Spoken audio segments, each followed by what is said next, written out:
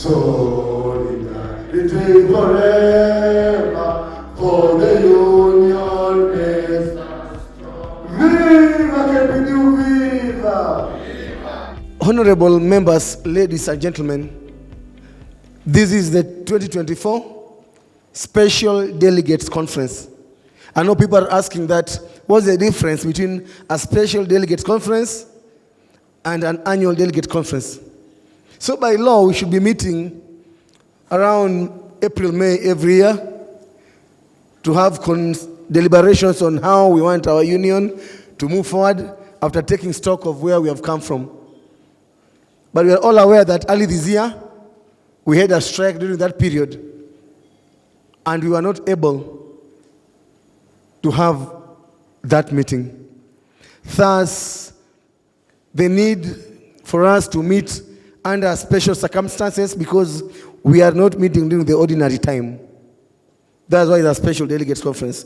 But the powers are still there that this conference is the highest decision-making body, and so anything we can and we shall discuss here will be very, very important. Thank you so much, members, for creating time to come and keeping time and traveling from all over the country. We hope that so far you are enjoying the hospitality, and I also pray that the organizers have put in place measures to ensure that you are comfortable throughout the day and when you go back. We intend to move pretty fast and be done by 4 or 5 because this is just a one-day event, so we won't keep you guys here. And with that, I want to invite we'll have to vary the program because our guests have not yet come, but I wanted us to dispense of certain things so that our partners can excuse us and they can maybe stay on the tables outside as we discuss some important issues. Let me start by appreciating the invitation. The chairman, national chairman of the union, and of course the Secretary General, the entire leadership of the union, the delegates invited, and any other guests invited. So good morning. My name is Ephantus Mundia, and I'm the area sales manager, or the regional sales manager for this area. Daktari and I got to know each other, and we actually decided to be part of this great conference. I don't think there is anybody who ever doubts the good work that is done by the doctors in this country, despite the challenges that you face.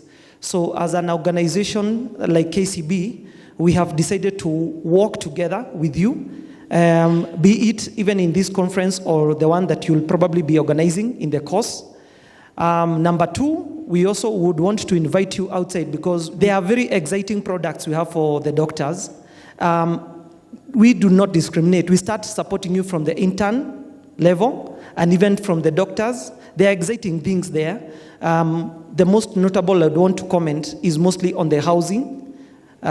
We do have affordable housing for the doctors, so just pass by and we will be glad to serve you. Otherwise, thank you very much for the opportunity, and we look forward to seeing you. Thank you, and have a grateful and fruitful conference. Ladies and gentlemen, as we sit here as delegates, I want us to remind us that you come here as esteemed members who have been selected by your own peers in the branches to come and represent them. By law, one delegate represents 20 people. And what that means that whatever you'll be speaking here, you'll be speaking for 20 people, and whatever will be coming out of here, you'll be taking back to 20 people. My plea with you is that we stay attentive and communicate appropriately to those who have not been able to come here, because you can't all be here. So with that behind me, I want to invite the SG, not to speak, but to welcome you officially, because he is the one who called us for this meeting. Just come, SG. Then I want you to invite your guests to greet us, because you're the one who also invited them to join us here, so that we can dispense of that, and now do a deep dive into our issues. Thank you. Welcome all of you to this Special Delegate Conference of 2024. Since we came to the office, we had a Special Delegate Conference in 2021, which was virtual in December. And then 5 days later, our elections were nullified. Then again, we had a Special Delegate Conference in 2022 in Nakuru. Then in 2023, we had a lot of more problems than 2021, and we resolved constitutionally to do National Advisory Council instead of SDC. But this year, we have a Special Delegate Conference. And this has come in the month of November, almost at the same time with the physical conference that we had in Nakuru. So you are all welcome, delegates. And this Special Delegate Conference is actually very, very special. The previous ones we've had are always just easy discussions. But this one is on actual degradation of the profession. So without talking much, we have guests, and there are more who are coming, who had expressed interest to be with us today. But those who are with us here that are very special and dear to us is Nana. And Nana in Ghana means chief. So Nana Franklin Owusu, who is the Secretary General or General Secretary of Health Services Workers Union of Ghana. Nana.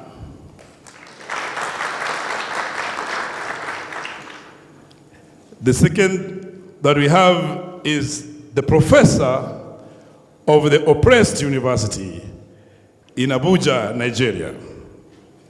This is Comrade Jai Gaskia, who is a political activist. We specialize in strategic plan, development, youth empowerment, and building up power in organizing. If you have ever met a mobilizer who, without even going to the streets, the president will climb down, then here is one. So we invited them here to be with us because we are oppressed and we need salvation. We are losing our colleagues. At this point, then I'll call the chairman, who is the custodian of the constitution of the organization, to give us the opening remarks of the day as we begin the SDC of 2024. Brothers and sisters, clap up for Chairman Dr. Abidan Mwachi Mushemi. Ladies and gentlemen, fellow doctors, seniors in around and colleagues at my level, should be a beautiful morning. Good morning. As you've heard, my name is Dr. Abe Mwachi. I serve in the extraordinary privileged position of National Chairman. This becomes our 10th annual or Special Delegates Conference since the inception of KMPDU as a union to champion for the rights of doctors. And whenever we meet at such events, history has shown us that time is usually of importance, as they have all become a one-day event. And so we wanted to do something different in this particular one and cut out the pulpit speeches and go straight to the fabric of the matter so that we don't just live here with nicely eaten buffet concerns that are left halfway, and the slogan that we live to fight another day. Special Delegates Conference, in my opinion, should run at least 3 days so that you are able to sift through the matters that affect our members, since this is the only place that we get to hear directly from the employers. Also, apologies from myself. I've been away, indisposed, but grace is working, and we're sure to come back in full flight, flapping of wings. Having said that, in order not to contradict myself, I officially declare this meeting open, and let's dive in like fish in water. Thank you for showing up today. When you show up, we make changes. And today is a day we're going to make decisions about the changes towards tomorrow. Either we're going to go back to the years of 2005, or we're going to go to the future. So we'll make those decisions today. Union power. Power. When we fight, We win. when we fight, We win. when we fight, We win. and we are going to fight, and we are going to win. Win. Because we always win when we fight, because we have power, right? And we are going to find our power. My name is Dr. Mercy Nabwire. I am the National Treasurer, and I would like to take this opportunity to welcome all of you here. We are honored to have you grace this event with your presence. We want to ask tough questions. Send them my way, send them to the SG, but there are people who must give us answers. These are the people who are waging a war against us, and we must fight. Thank you for having us here, and thank you for this invitation. I consider this a very great honor indeed to speak before one of the most vibrant unions in Africa, in East Africa, and probably certainly the most vibrant union in Kenya at the moment. So thank you for the honor. There are a few things that I just want to charge us with as workers. And as usual, I am going to start by talking about work and worker and the worker. And then I'm going to end with movement and power. And there's a link between the two. And then we would talk about what the link is. We should feel very privileged, very honored, but also we should feel very confident and entitled that we are workers. Because you know what? Central to human civilization is work. Without work, there is no human civilization. The only thing that differentiates us from other animals is that we work. That means we take purposive action to change our circumstance. And so therefore, work is central to the human condition and to human civilization.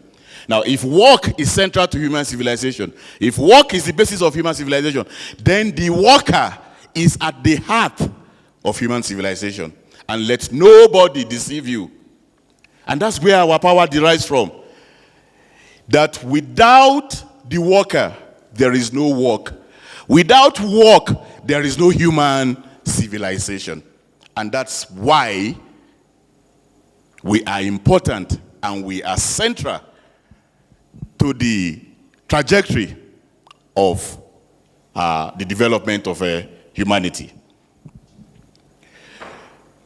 And that then takes me to the second point. And I have just 5 points to make. The second point is about the dimension of work and of the worker. We are all seated here today, and we are all medical doctors, dentists, pharmacists. So we are workers in our workplace.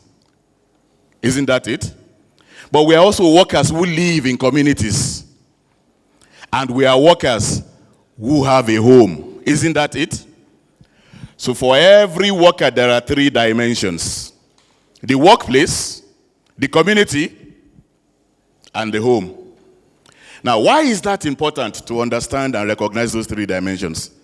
Because if we are going to build power to win any struggle, then we must build power. We must mobilize at the workplace. We must mobilize in the community. And we must mobilize where? At home. And that's very important. The third thing that I'm going to charge us with, and as a union, because we have taken that first step,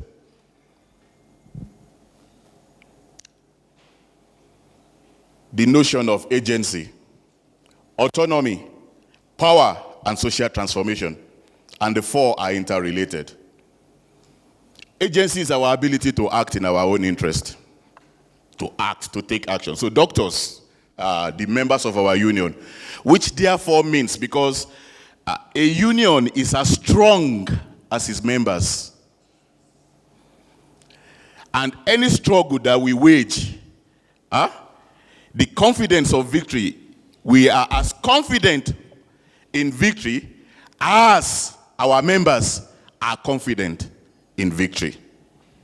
And so what does that tell us? The necessity for us as we embark on our struggles to mobilize our base, to ensure that every single member of the KMPDU becomes a spokesperson for the union, so that it is not just a task that is charged to the leadership of the union alone. The leadership of the union is not the union.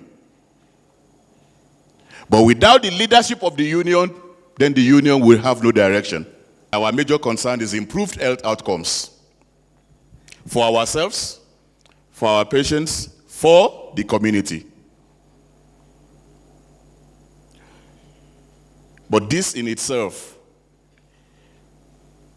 is there are midwives in the health sector.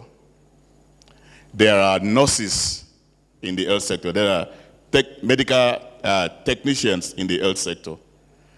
What this also means is that if we are going to transform the health sector, we need to build solidarity, isn't it?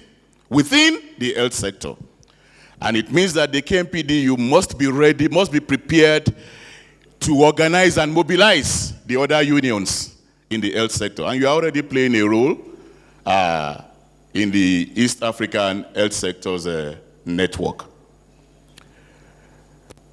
But health is also central to public services and to basic services, which includes education, which includes transportation, which includes power and energy.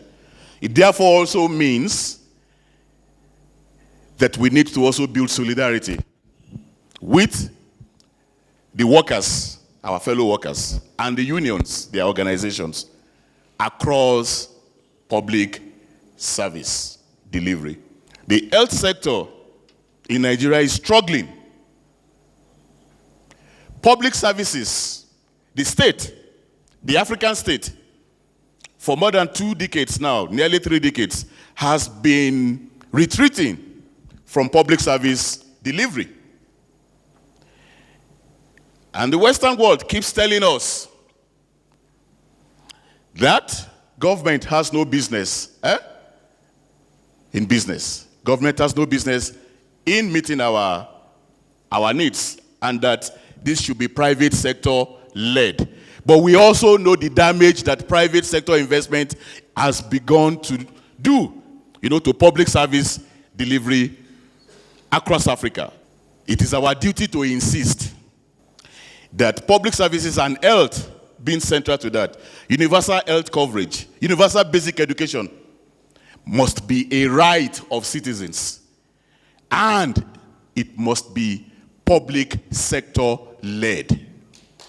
Because otherwise we cannot achieve equity or equality. Public universities are underfunded. Public hospitals are underfunded. Private hospitals and private universities are there. But who can access it? We have people, we have universities, and we have hospitals where workers in the hospital cannot access care in the hospital because of the cost of healthcare delivery. It seems to me that the time has come, and this is the fifth and the final point.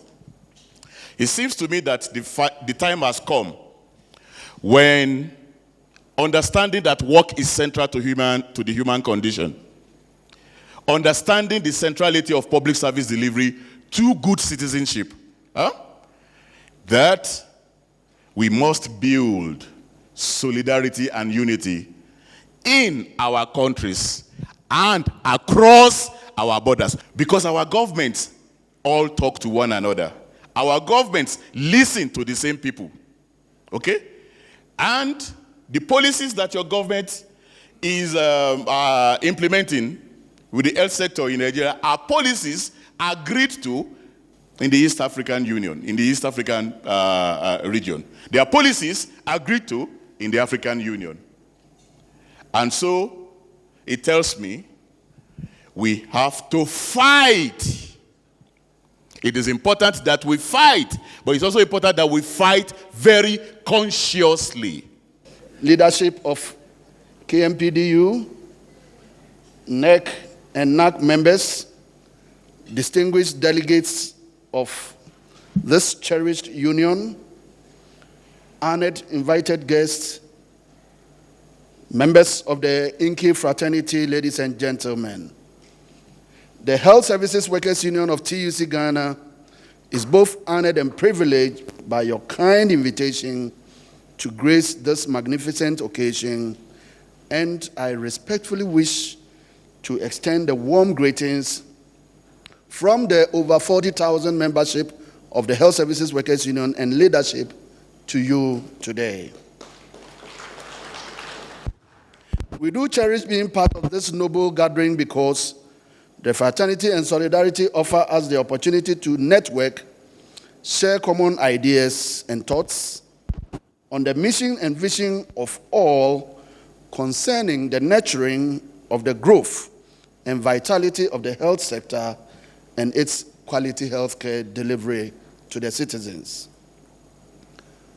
Dr. Chair, it is indeed gratifying to note that, like all health service providers, you are equally concerned with staying stronger together for quality healthcare delivery. This observation is not far-fetched, as we have gathered from our relationship with your union. Your theme, "We Are Stronger Together," resonates with the Workers' Song of Dedication. Please permit me to read the stanzas. It says, "We shall unite as workers still and work in concord with love and peace, that we may build our nation strong to fight the cause of workers' right. We shall unite as workers still. Our strength resides in unity. United by our common will to faithfully serve our nation's need. We shall unite as workers still and build our country great and strong, to labor for her future bliss, to live and die serving her cause. We shall unite as workers still. The union is our heritage. To her we make our solemn pledge, today, tomorrow, and forever. Stronger together also means when you are down, you reach out or open up to someone else. And when you are good, you help those who need a hand. Also, stronger together means when we come together as a collective, we are incredibly powerful. Why do we organize as unions? It is because we need what? Power. The phrase "stronger together" emphasizes the idea that unity and collaboration among individuals or groups enhance our strength and resilience. It suggests that When people come together, they can overcome challenges and achieve more than they could do alone. Are we ready to stay together? Do we want to be stronger?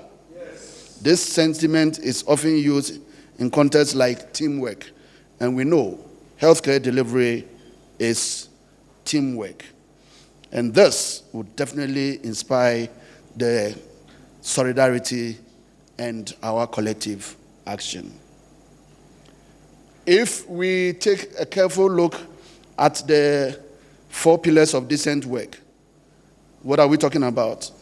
We are talking about social protection, rights at work, social dialogue, and employment creation.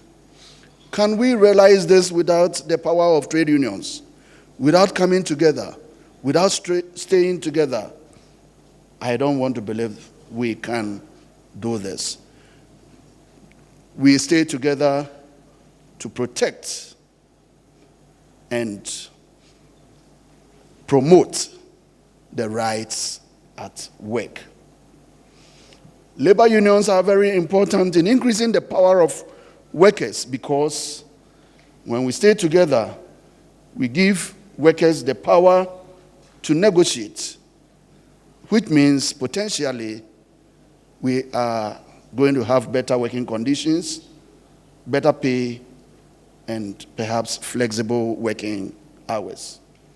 Unions can advocate for the rights of workers and provide a variety of services, including collective bargaining, advising on workers' issues, freedom of association, and we know unions can do this when we stay stronger together.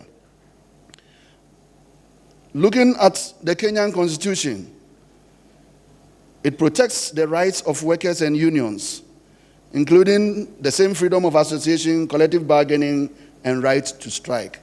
But if we don't stay together, can we enjoy these rights? And the answer is no.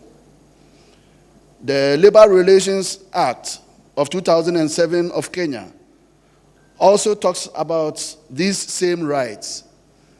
But my brothers and sisters, if we don't stand up as unions, these rights will never be realized. Comrade Chair, the Health Services Workers Union this year celebrated its 80th anniversary. But it's interesting to note that it was the first union in the health sector in Ghana, and it was started by an orderly. Interestingly, this orderly was able to mobilize all doctors, pharmacists, nurses, allied health, and everybody in the hospital. When government realized after its 10 years of operation that the union was becoming too powerful because it could hold the government with strikes. And I want to believe they are doing the same here. They try to break your front, introduce yellow unions that will disturb the course that unions want to channel. The story is not different from what we see in Kenya. But today, unions in Ghana are stronger because we still stay together. Apart from the fact that we have so many unions in the health sector, we still come together where there is the need, under the joint health sector unions network, to move an agenda that will bring fruitful deliberations for the healthcare delivery system in Ghana. Unions in Ghana are independent today, and for that matter, especially in the health sector. And being our big brothers, like we have home, the Ghana Medical Association, which is also a union, we call them big brothers because as doctors, they lead the way in healthcare delivery. We are independent today because we have done a lot of investments that is able to give us income, even if the checkoff system fails us. Because In these days, government can hold up to 4 months of dues deduction from unions. How do you operate if you don't stay stronger together and invest even the little that we have? Comrade Chair, I can't address health workers in a post-COVID era without talking about mental health. And so unfortunate, I even heard yesterday that we lost not just a citizen of Ghana, but a medical doctor who had committed suicide. Mental health issues in the post-COVID era for health workers must be taken very serious. Mental health issues are becoming a big problem among health workers, and I will entreat the union to take mental health awareness serious, because it does not only help people to recognize the ways mental health illness impact in their lives, but also educates people. If healthcare workers are being affected seriously, mentally, then I don't know what will happen to the citizens. Again, recognition and education are important ways to also remove stigma associated with mental health.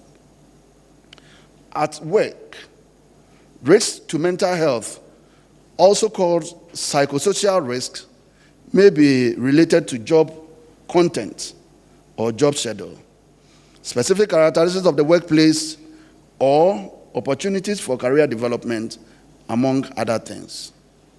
As trade unions, we can help our members by meeting with our employers to talk about excessive workloads. And Africa, I want to believe all our issues are very common. Long hours of work, unsocial and inflexible working hours, lack of control over job designs, unsafe or poor physical working environments, and the biggest of all, inadequate remuneration. Comrade Chair, let me congratulate your union for organizing the Special Delegates Conference this year in a grand style.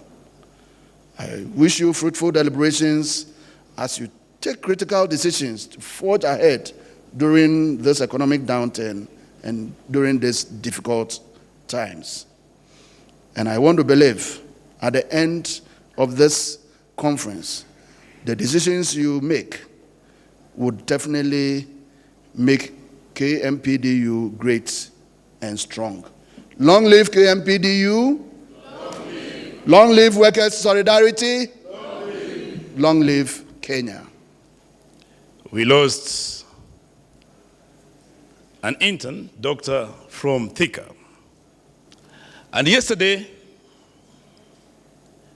we lost another doctor from Kisi. And it is not a far-fetched incident either, because we were in Kisi during the Nyanza AGM when we interacted with a group of doctors, 26 of them,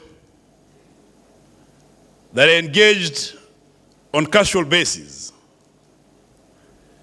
They are paid about $350 an hour.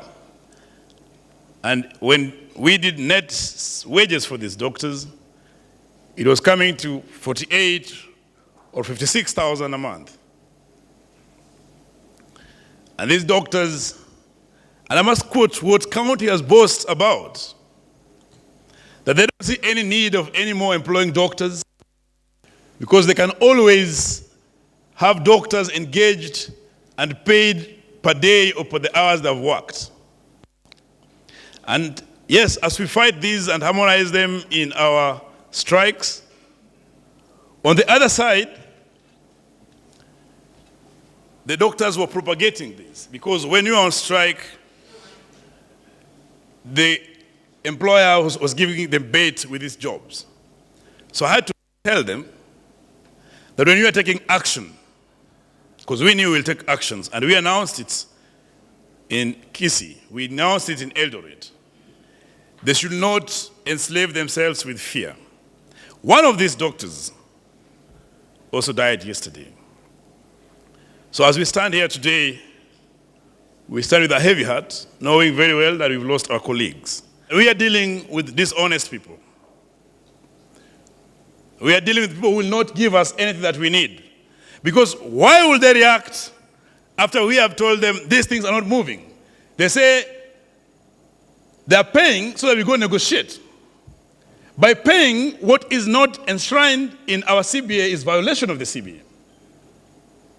By paying less than what we agreed and was adopted in court for 2 years is violation of our agreement. So doctors, if a threat of action make them react in such a manner, how is it if we utilize our power of solidarity? Because there's no any other power than our skills. And I think Dr. Rotich will tell you the reality. We have been in the office in Rambe House and sat there for 8 hours and came out with nothing. We've gone there more than 4 times, together with Evans, the technical assistant. We've been to the Ministry of Health for meetings, several meetings. And in all these meetings, we don't go alone. We go even with interns.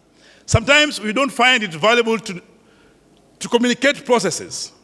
So when we're asking you that we need actions, it's because as leaders that you gave the mandate to serve you, we have walked in these corridors.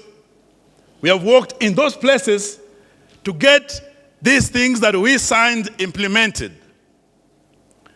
But we found that the people we are dealing with are dishonest and are not in any way prioritizing what we feel is so urgent. We have many organizations in this country. We have KCHF, we have KMA, we have PSK, we have KDA. We have many organizations, both faith-based, both religious, even the civil society bodies. But tell me, which of these, even other unions, which of these have come out to say no to slavery, no to salary reductions for the interns? Think about it. Which organization has come to say that? It's only KMPDU that has come and stood and say, we will not accept bastardization of the CBA that was negotiated. We have come to say that we are ready to die for this particular CBA unless a new one is negotiated. We went on the street for 56 days, and that document that most of you, I believe, also did not read. Just believe that somebody has said it's useless, and didn't go down to check it because it's adopted in court. Be implemented. I can tell you, for being in the corridors of the Ministry of Health, it won't be implemented. For being in any office, it will not be implemented. For us as leaders, we cannot do it. We cannot do it. But if we all come out as doctors in this country, we will do it. What moral authority will you have to start bargaining for higher wages when those who are working within the same facility are being paid less, much less than 1/10 of your wages? So this fight is not for interns. It's for your survival. We cannot commit ourselves to negotiate a CBA now because we don't know what we'll get from that CBA. We need to get a team to audit the strike of March and May so that we can see the misses. We can see the gains of that strike. We can see the process of it. And then we do not need mobilizers to be the only leaders. We need all these delegates to be the mobilizers. That you should be convinced enough that from the hospital you come from, you need to protect your wages. That you are protecting the profession, that your child or your grandchild will say you did it at your time. So we should ask ourselves, are we ready to die for this? Are we ready to lose everything to gain all the dignity that we deserve as doctors? Thank you. What you, Chair.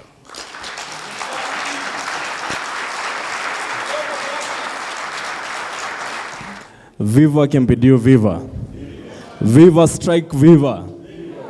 Thank you for this opportunity. My name is Dr. Ngugi. I come from Central Branch in Nyandarua.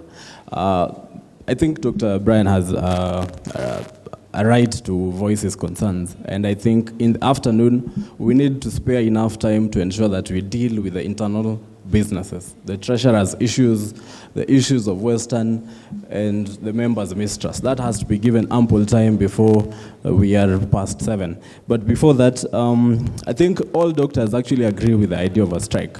And I think we don't mind going for a strike, but we have to go for a prepared strike, we have to go for a planned strike, and we have to go for a well-mobilized strike. Most of us actually were a bit aggrieved by how possibly the last strike was conducted, how it was ended, and I don't think we can afford such a similar mistake. And one thing that we have to ensure is that members must own the strike. If we go for a strike where members don't own the strike, where interns do not feel represented, where the registrars, like what is currently happening in the last 1 week or so, registrars actually feel aggrieved. They actually are not possibly ready for a strike where they know their issues will not be addressed.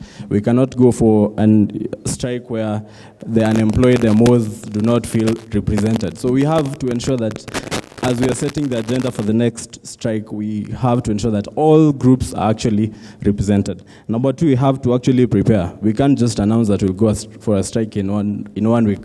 And members have not saved up. Members are not prepared financially. January is coming. People have a lot of liabilities to incur. So we need to ensure that members are actually ready for that strike. Otherwise, if you actually go for a strike which is not prepared, within 2 weeks or so, members will actually backtrack to work like what Ms. Keller was complaining in the last strike.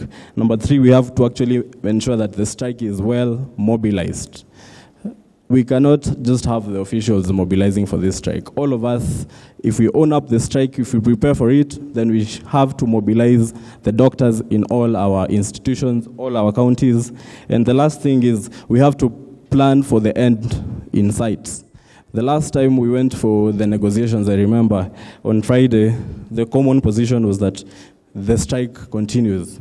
But I remember people actually telling me what really happened between Friday and Monday, and the strike ended in a very unceremonious manner.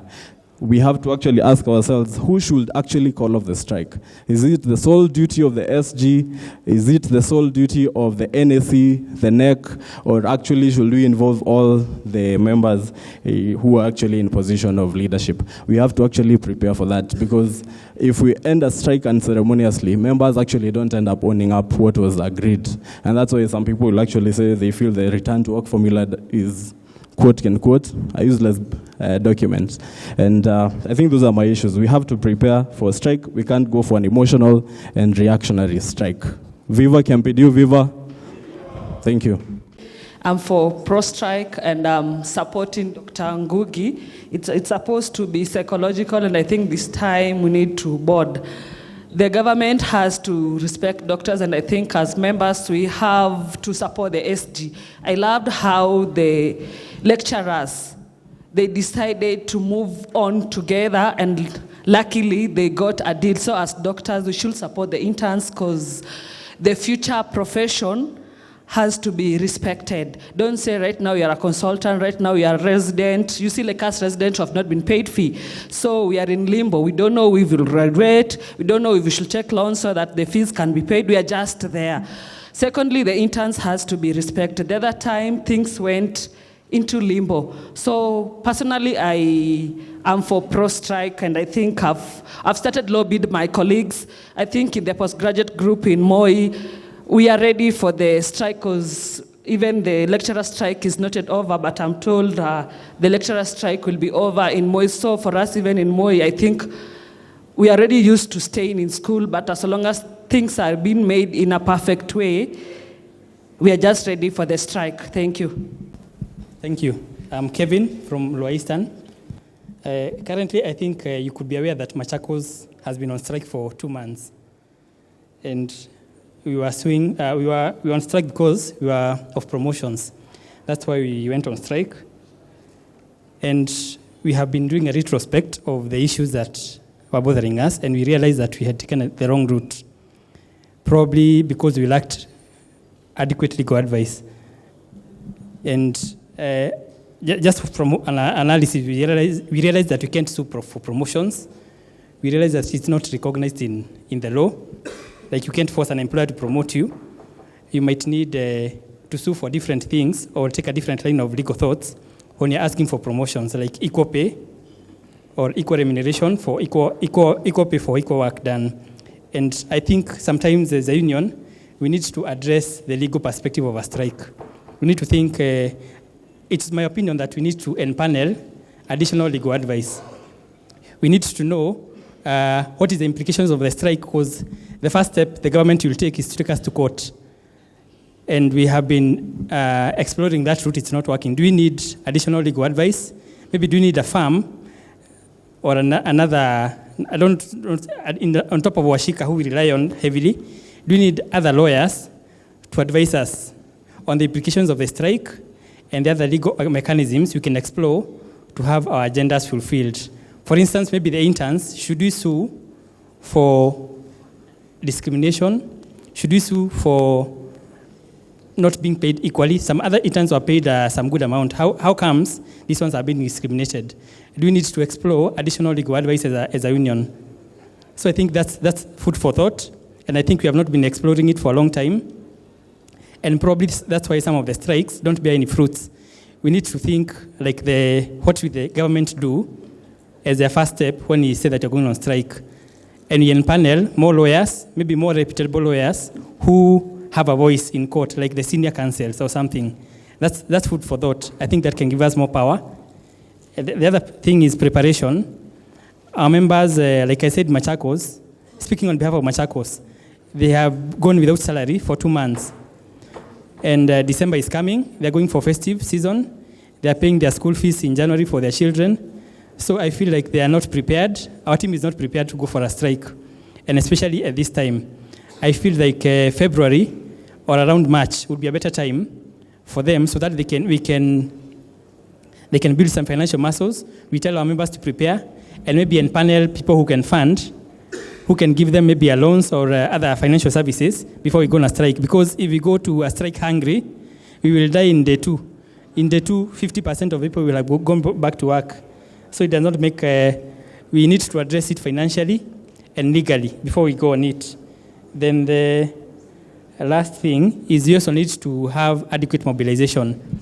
By that I mean, we need to explore what are those areas that we need to touch that have not been touched.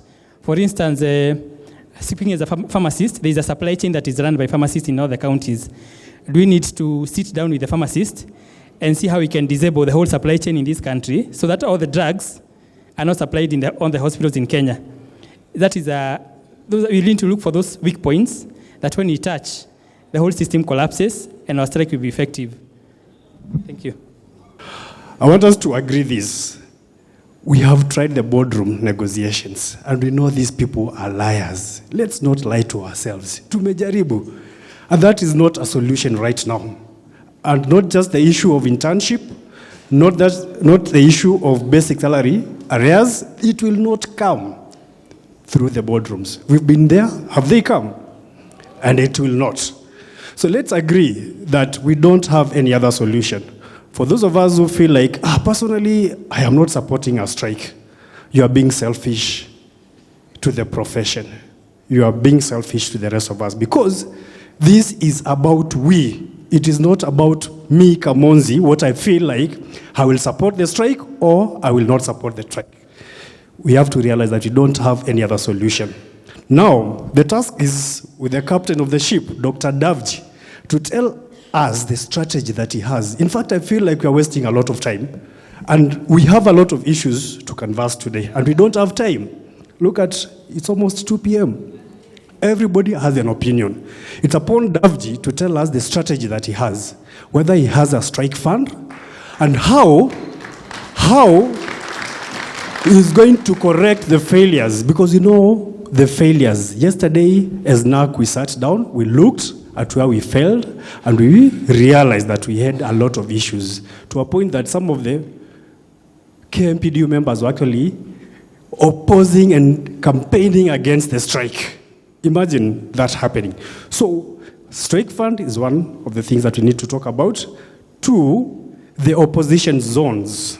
This is a time we need to put away our differences as leaders, as members, and realize that without that unity, no matter how many times you call on a strike, it will never succeed.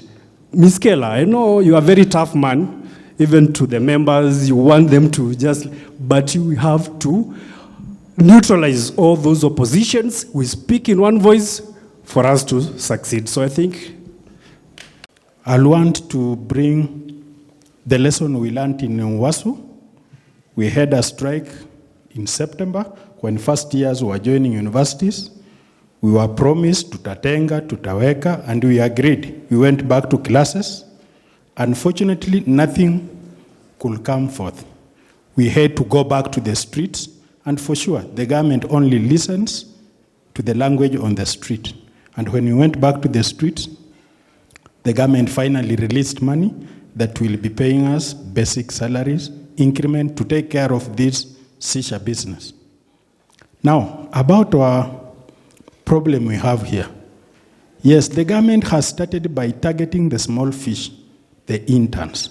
But the real target is not the intern. Once the intern has agreed and taken home the 40K, they will look at who is the next in line that we can target. And then eventually, all of us, we are at risk, including our brothers who are working in private hospitals. How will you go to negotiate for a salary of 400,000 when your counterparts in the public are getting 100,000? It won't make sense. So what am I trying to say? The government only listens to the language that is spoken from the streets. And Uwasu has demonstrated that by having 2 consecutive strikes within a period of less than 6 months. And it has given us fruits. So please, members, let's look at how do we go about this strike matter. But the question should not be, should we go or should we not go? The government will not listen to the court processes, boardroom dialogues. The only language they will listen to, street language. Thank you. So I will pose a question. The SDC of 2024, may all those who have the opinion that this particular SDC ratifies an industrial action decision, the details to which we will again discuss here and pass it to the body that will come up with the convenient dates and mechanisms. That will be a first step that you have jumped. So the next step will be which body? Ordinarily, like last time, we used the National Advisory Council and co-opted. That wouldn't be strange. So do we, as the SDC 2024, ratify the decision for an industrial action based on the dishonored return to work formula of the May 2024 strike? All those of the same opinion to ratify the strike say aye. Aye. All those of a contrary opinion say nay. So the SDC ratifies an industrial action. The dates and the other nitty-gritties will be decided upon by a body that we will agree. I want to say that we've heard the contributions from the different persons on the floor regarding the need for taking actions. It is very critical for us to know that some of these decisions that we need to make on actions are made for the impact and the results that we need. I must recognize the missteps that were brought forth by different persons and accept with the leadership that not all of us, or all of us are not born with these particular experiences. And times when you take actions, it also comes as a learning process. And the leaders have learned from what they may have not done right in the last strike. And that's why you may have also noticed that this is the first time that a bigger proportions of the union was brought forth to discuss this. Because the last time when you're going on strike, it's just NAC that sat, and they don't bring a bigger representative of the entire membership to our deliberation. So just as part of curing some of the missteps that you could have had, that we had in the first strike, is to bring openness and open discussion on this matter. I had the suggestions to have an audit, and I think Chairman will take up on that. It is very critical to take audits on the strike that we had so that we can see from branches, from each county, where did we go wrong. And I'll answer a bit specific. One of the places where we went wrong was when a Newland team went back to work 3 weeks into the strike. That's one of the points. The other point where we went wrong is when one of the leaders, Dr. Mukuche, mobilized Kwale not to go on strike. And then we do that again, some of the places where we went wrong, when the consultants at KNH said that they have to work, even when the doctors who are earning less money had to leave the hospital. The other place where we went wrong on this matter, and these are backgrounds, is when the contract doctors in MTRH, who were part of the agenda to go on strike, were actually working. And when we went to MTRH, brothers and sisters, we were accompanied by Dr. Darwin, and Nyai Ward was 100% functional.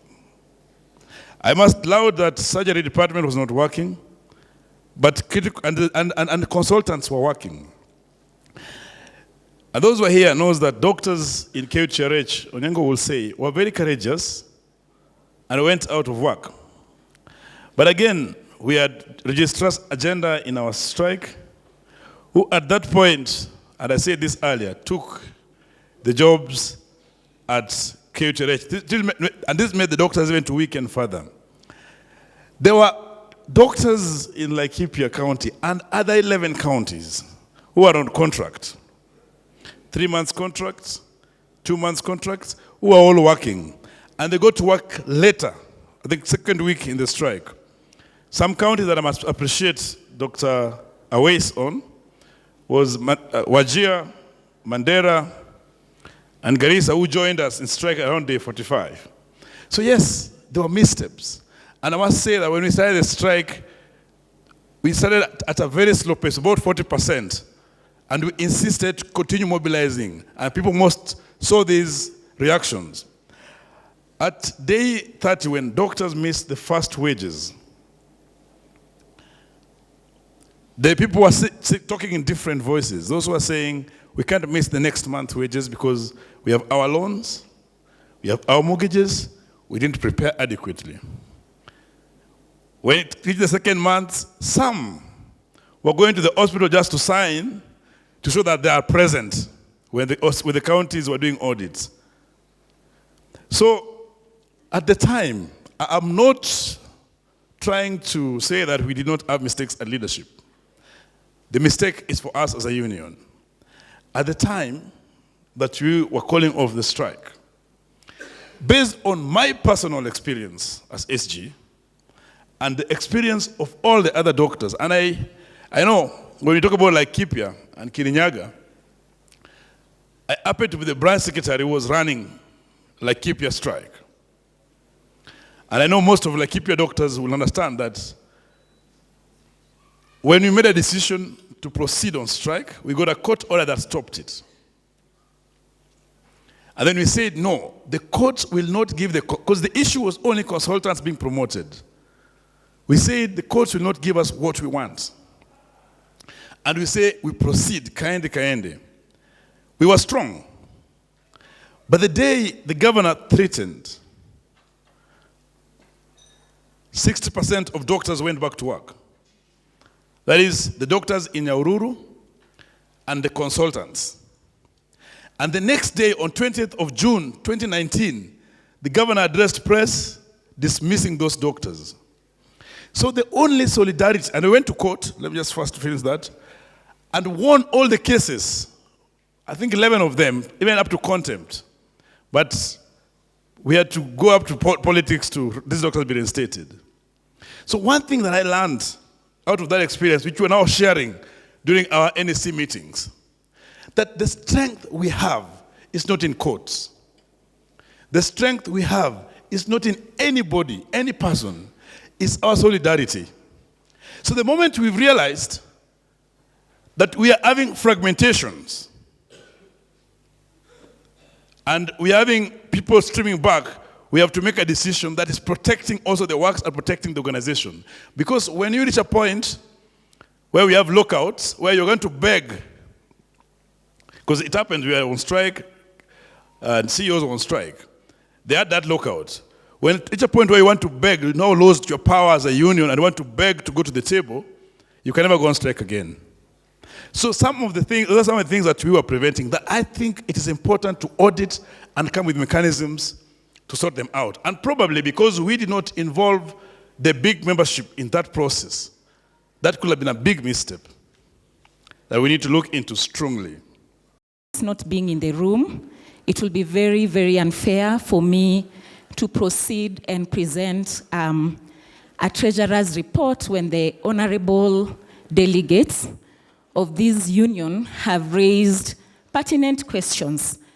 There have been attempts to have those questions answered, except answered by myself, who was asked.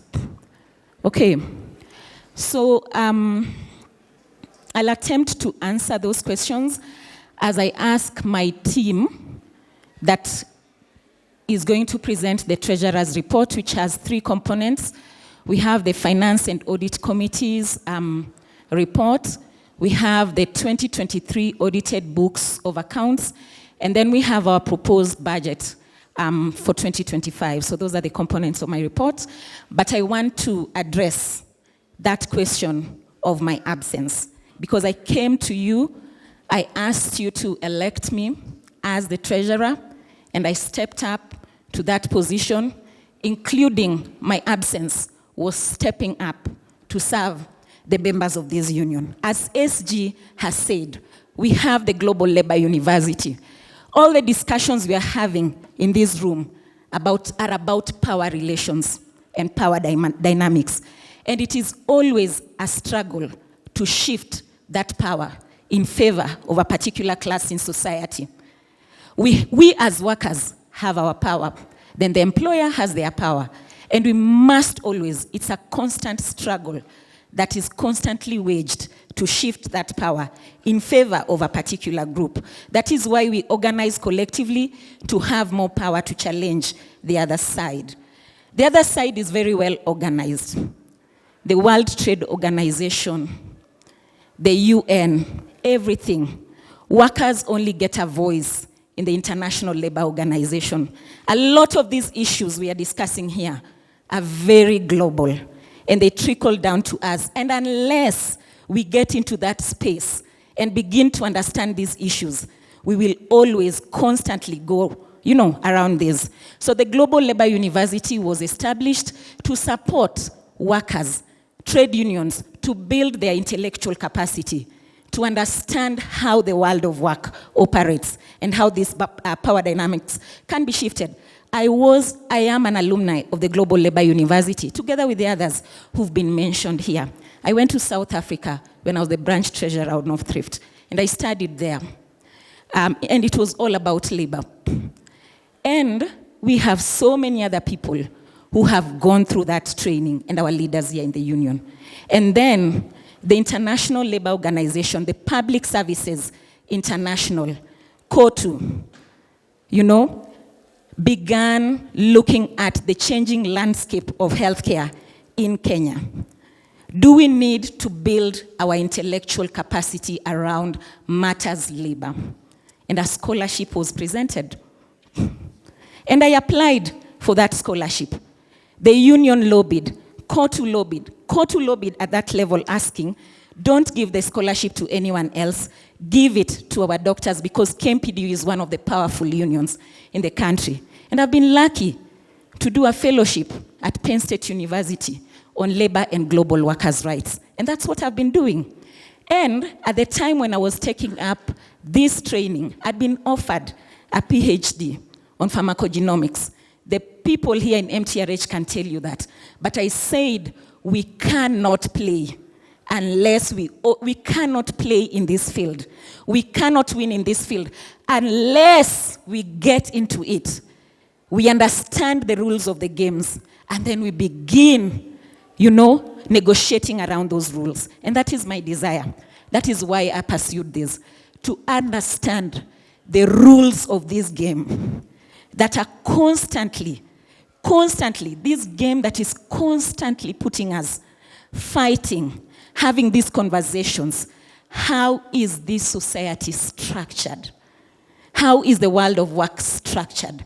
How do we understand it? How do we strategize better? How do we have better conversations? And as I stand here, I am one of the few people from Africa who have had the opportunity to go through this program. And I bring it to KMPDU.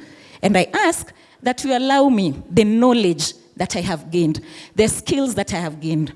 Right now, I have been supporting the Committee of Interns and Residents in the US. They are doctors. They are surprised by what we've been able to do as KMPDU. And they asked me, Mercy, can you please come and organize our hospital in Philadelphia? Tell us how you do it in Kenya. Tell us how you have been able to hold the government hostage. How can we do it? And I told them, you also have to tell us how you have done so well in organizing the private sector, because we are doing badly. It's collaboration, it's solidarity, it's always seeking to improve ourselves. And so here I stand before you, and I want to apologize if the decision I made was wrong. And I want to address what Dr. Kadhari has said. When you talk about the absence of the treasurer, it's about the financial structures of the union. I serve in NEC, and I also serve in NAC. NEC members who are present in this forum can tell you that the office of the treasurer, the functions of the treasurer of this union, there's not a single day those functions have not been done. Every single function for which I was elected to do in this union, I have continued to discharge my mandate wherever I am, up until this date. And the branches can attest to it. They don't meet their branch allocations. I present my reports to NEC. I attend NEC meetings, and I attend NAC meetings. I was away during the strike because I could not get away from school. It is an intense program. It's accelerated. I could not. The strike did not have an end date for me to say, let me take away from this program and come to Kenya, and then I'll come back when the strike is over. It went for 56 days, but we were not able to predict it will be 56 days. But the organs of this union, the NEC, the NAC, know that I was always present in every deliberation around the strike, and contributed to it, contributed to writing petitions. I wrote all our international petitions, and I followed them up at every level. And I continue to do that. I continue to mobilize resources for this union. I continue to look for partners and collaborators to support our struggle, because we cannot win alone. We cannot. As my sister here said, healthcare does not belong to us doctors. We must build those collaborations with those people who healthcare belongs to them. And we must build our power, and we must collaborate. So to me, that is my response to this question that's been asked over and over and over again. My sister there, I took up to go training on behalf of the union, not for myself. Because I am a clinical pharmacist. I am not a labor practitioner. But I chose to go and study labor. I cannot even go back to MTRH and ask them to promote me with that paper. I cannot seek within my career progression lines, I cannot seek any progression with that paper. I did it because we must build our intellectual capacity. I did that. Members have been aggrieved, and I am sorry. But I'm saying allow for this intellectual capacity building to take place. Allow those who want to build this capacity to do it, because we must. The other side is very well oiled, very well organized, very well resourced. We do a disservice to ourselves if we don't seek to counter that. If we want to remain within our silos, I'm a doctor, I'll move into the negotiation table as a doctor with my pharmacology knowledge and my anatomy knowledge and all this. The other side has a whole ministry of labor. Labor practitioners trained on these things, and you want to engage them. Sometimes, this is why we struggle so hard. So kindly allow. Globally, workers are building power. Institutions are stepping up to support workers. The Global Labor University has trained and continues to train labor leaders. I am also an alumni of the Global Labor Leadership, supported by Solidarity. And I asked, can you extend this kind of labor leadership development to our union? This year, our Secretary General and Dr. Malindi, the Secretary of Nairobi branch, is going through the same program. Let us allow this capacity building to take place. Let's not shut it down. That is my humble request. So I'll go to the next slide that talks about the mandate of the FSC. And the most important one there is formulation of financial policy guidelines, including setting of salaries and allowances. The second mandate is budgeting process, where the FSC is tasked with the discussion, approval of the branch and national budgets, and then also tasked with mobilization of funds to finance these budgets. Then the third function is the audit function. And the major function there is recruitment of the external auditor, who shall receive, audit, and compile union financial reports. Then the fourth mandate has to do with the development and benevolent funds. So we can go to the next slide. So under the financial policy, there are two major guidelines that the FSC proposed this past year, and that had to do with the procurement and supply chain, and the other one had to do with the writing off of bad debts. We realized as FSC that the union has no standard way of purchasing goods and services. So every branch is doing it their own way. So we felt that there was a need to standardize that process for consistency across all branches and even at the national level. So the guideline has been developed and forwarded to NEC. So we are waiting communication from NEC if there's anything they need us to amend or if it's going to be adopted and implemented. And also to do with the bad debt, the auditor was talking about accounts receivable. In the opinion of the FSC, that audit report is not a true reflection of the financial health because we have some receivables there that we feel are bad debts that we might never get. So we need to strike them off the financial books so that we get a clear picture regarding the financial health of the union. This also goes to the payables, because there are some post-employment benefits that are still in our financial report for so many years, dating back to the previous office, that we feel some of those things the union is unable to pay. Some the union should not even pay. So we need to clean them up. Then we also recommended that the union needs to set aside gratuity for payment of the secretariat monthly, so that then when these dues are due, we don't have to suffer huge payments at once from our operational bank account. Then we had also proposed an equalization fund because we felt that some branches and counties, they have very few members and they are not able to raise enough from the membership subscription to carry out the core functions of the union. So we felt it was important to have an equalization fund to help spruce up these marginalized branches so that at least the union activities in those branches and counties don't suffer.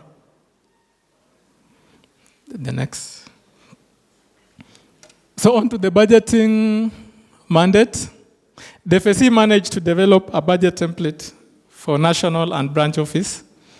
So it's actually easy to compile the budgets and do a comparison across the branches and the national office. And this, I think, has been adopted and is in use. However, the branches are still not sticking to the guidelines that we gave concerning the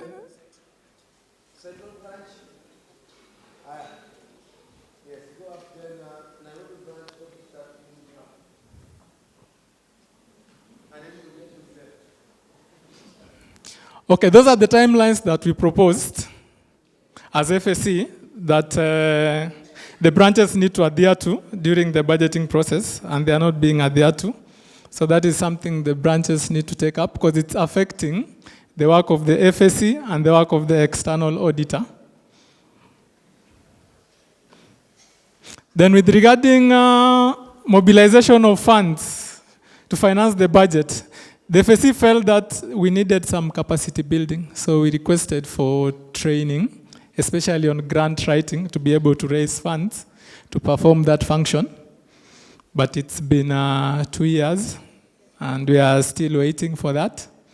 So I hope it's something that can be done, because it's hampering our activity. And once we cannot fund the budget, because the budget every year has a huge deficit. So it's something that is important that needs to be looked into. Next slide. Then now the audit function of the FSC. We have recommended training of branch officials and secretariats on bookkeeping and financial reporting. As the auditor will tell you, this is a very big challenge when he goes down to the branches. Getting proper records to do his work is a nightmare, because we don't keep our records well. We don't know which records to keep. We don't know how to report. So we need to build capacity in terms of that.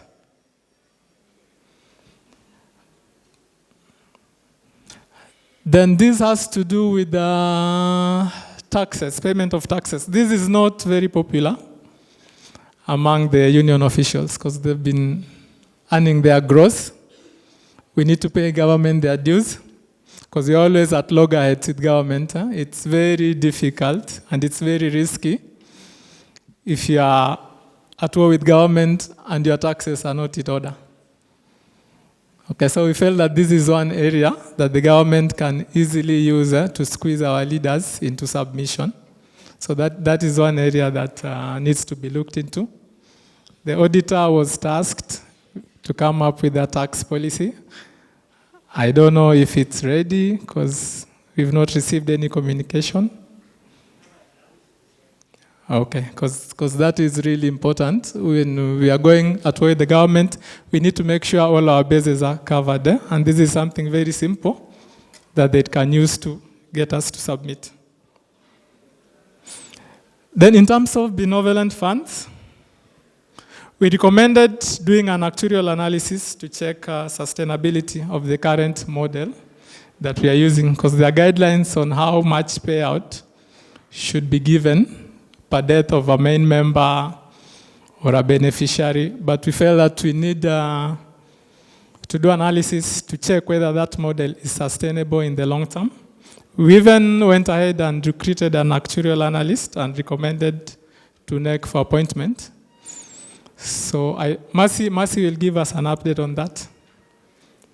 Okay, about the actuarial analyst to do with the benevolent funds. Then you are also requested or recommended that we set up a benevolent fund separate from the union's operational bank account, so that those two funds are not mixed up. That one will help us know whether we are running a sustainable model or not. And it will also help us not to use operational funds to pay for benevolence. Then the next slide. This is to do with development fund. There's been confusion as to the function of development fund, because some branches want to get that fund to rent offices and furnish the offices. So it's important that we define the intention of that fund. That fund was meant for engaging in investment activities to generate regular positive cash flow. And this is in line with strategic objective to be financially self-reliant. Like the auditor has just said, right now we are over-reliant on subscription from members. And yet it's a factor that we have no control over, because we are depending on the employer to give us that money. And this has been used in the past by the government to derail our industrial actions. So we need to find ways of investing our development fund in areas that will generate money, so that we are not so reliant on one source of income, that if that is taken away, then now we have no voice to fight for our rights. Okay, so that money was not meant to give branches to rent offices, because some branches have requested that, and the FSC was asked to explain what we really mean by development fund. And in that line, we recommended that the development fund should go directly to a fund manager to invest in low-risk ventures with high liquidity, so that with time, the union will have a different stream of income and stop the over-reliance of members' subscription. Our immediate future plan is to develop guidelines for lobbying and advocacy, because we realized the lobbying and advocacy budget had tripled from 2022 to 2023. The auditor even raised concern, because there are some funds that were spent on lobbying and advocacy without proper guidelines. And it's a loophole that we feel can be misused. So the FSC is going to set up guidelines on which activities qualify to be funded under lobbying and advocacy.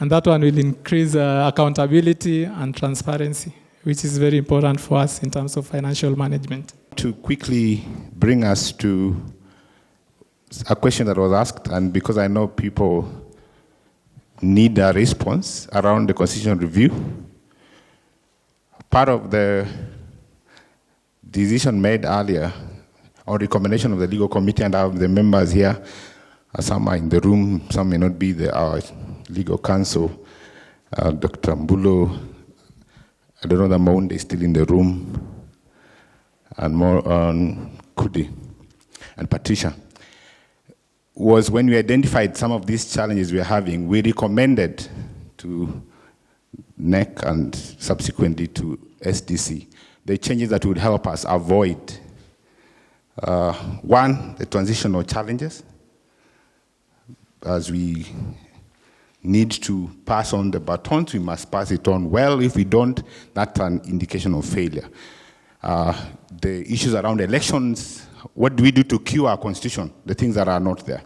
So having defined the problem, you are almost halfway to getting the solution.